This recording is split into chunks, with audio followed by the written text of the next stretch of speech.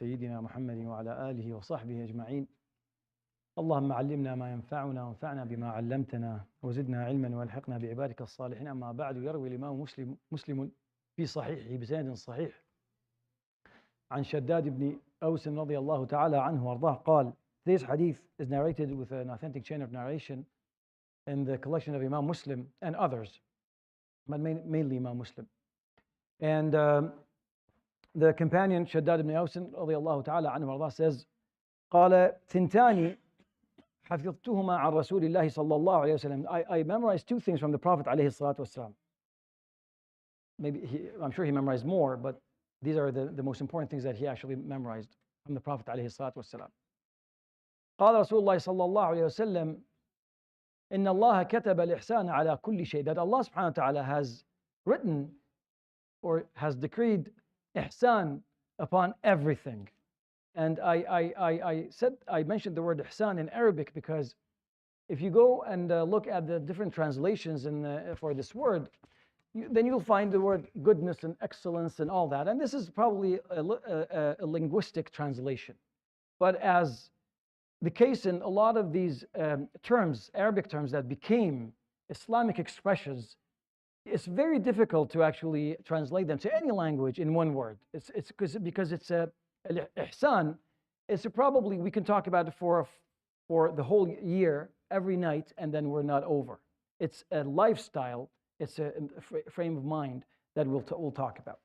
That Allah subhanahu wa ta'ala has decreed and written ihsan, this excellence in everything. So, and then he goes, but before we move on with the hadith, the word ihsan, the Prophet alayhi salatu wasalam actually has defined it for us in a different hadith. There's a long hadith called Hadith Jibreel, which a lot of us know. I'm not going to mention the whole hadith, but briefly, Jibreel alayhi salam, at the end of in maybe year 10 of Hijrah, he came to the Prophet alayhi salatu wasalam among his companions in the form of a human being, and he sat to him and he asked him a few questions. One of them was, the first question was about Islam and Iman, and the third question was, tell me what ihsan is.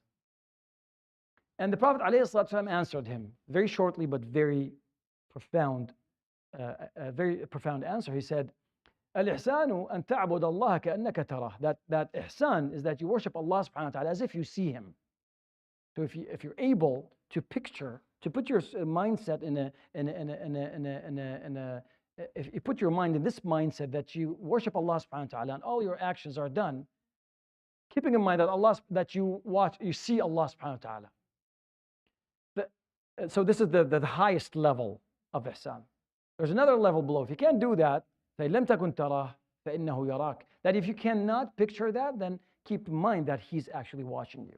So imagine all your actions, you actually in a place where there's a camera on you. Just a similar concept. And the definition is أن تعبد الله كأنك تراه. The Prophet ﷺ said that you do your acts of worship as if you're watching Allah subhanahu wa ta'ala or He's watching you. But this is more of an umbrella term, not only acts of worship like salat and siyam, but anything that brings you closer to Allah subhanahu wa ta'ala in status.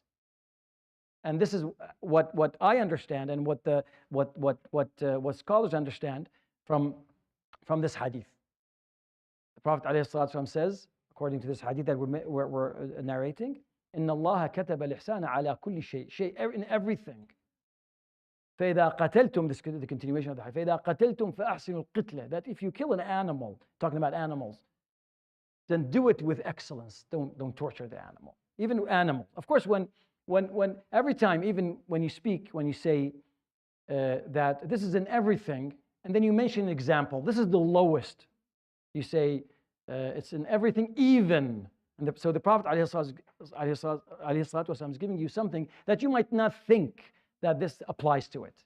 He's telling you, فَإِذَا قَتَلْتُمْ فَأَحْسِنُوا الْقِتْلَ. That if you kill an animal, even with an animal, then do it with excellence. وَإِذَا ذَبَحْتُمْ فَأَحْسِنُوا الذَّبْحَ.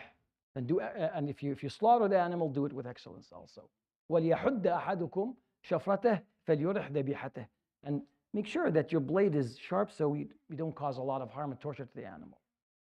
And I don't know what the context of this actually why this came up, why the Prophet ﷺ says this. But in other ahadith, where the Prophet ﷺ saw one of the companions, someone pulling an animal to get slaughtered, and he said, do it gently. You're taking the animal to its death, so you might as well just do it gently. So it could be one of those situations where the Prophet ﷺ is trying to educate the companions that even in these little things, and that doesn't only apply to animals, of course, human beings, Muslims and non-Muslims, and this is one of the things that a lot of people might, maybe especially the younger generation, might not keep in mind, that you're required to actually treat everyone, even non-Muslims, with excellence. It doesn't matter. What is excellence? How do you do that? In your relationships, you're in three categories. Either you're equal, or you're oppress someone, or you go beyond. So excellence is really going the extra mile. If you go to inshallah to Hajj, you'll see that Sayyidina Ibrahim built the Kaaba, but it's taller than a human being, than the average height of a human being. And that when he built it, he said, no, I'm not going to do it. I'm going to go the extra mile. So excellence is actually literally going the extra mile. This is something very interesting. There's a sunnah that very rarely is practiced. The Prophet ﷺ, when he bought something, never negotiated. We all do, right? We all do negotiate. How much is this? You're never going to pay that price. And we both, the buyer and the seller, the Prophet never did that, ﷺ. No, he actually did the opposite. He would pay and give on top of it. That's excellence in everything, in treating animals, humans, even treating things. This is how Islam spread, actually. That's in this way, in this manner, by excellence, by actually showing this level of communication that with other people, excellence. And this goes in every act, every corner of your life, in worship, in acts of worship, in siyam, in salah, and there's always levels. For instance, in siyam, they say it's in 3 levels. Level one, number 1 is when you just don't eat and don't drink and stay away from intimacy, and that's it. This is level number 1. You want to do it with ihsan? Then have your heart, don't think of anything bad. Don't avoid thinking anything negative about anyone.